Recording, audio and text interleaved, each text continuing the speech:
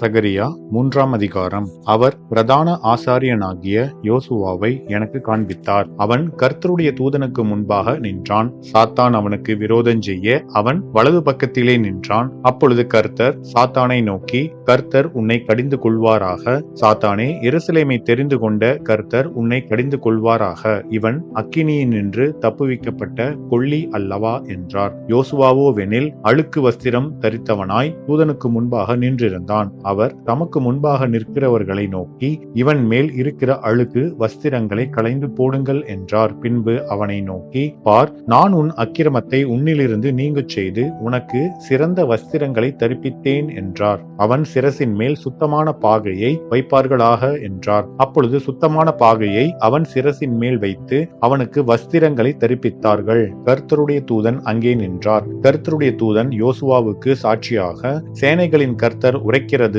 என்னவென்றால், நீ என் வழிகளில் நடந்து என் காவலை காத்தால் நீ என் ஆலயத்தில் நியாயம் விசாரிப்பாய், என் பிரகாரங்களையும் காவல் காப்பாய். இங்கே நிற்கிறவர்களுக்குள்ளே உலாவுகிறதற்கு இடம் நான் உனக்கு கட்டளையிடுவேன். இப்போதும் பிரதான ஆசாரியனாகிய யோசுவாவே, நீ கேள். உனக்கு முன்பாக உட்கார்ந்திருக்கிற உன் தோழரும் கேட்க கடவர்கள். இவர்கள் அடையாளமாயிருக்கிற புருஷர். இதோ கிளை எண்ணப்பட்டவராகிய என் தாசனை நான் வரப்பண்ணுவேன். இதோ நான் யோசுவாவுக்கு முன்பாக வைத்த கல். இந்த ஒரே கல்லின் மேல் 7 கண்களும் வைக்கப்பட்டிருக்கிறது.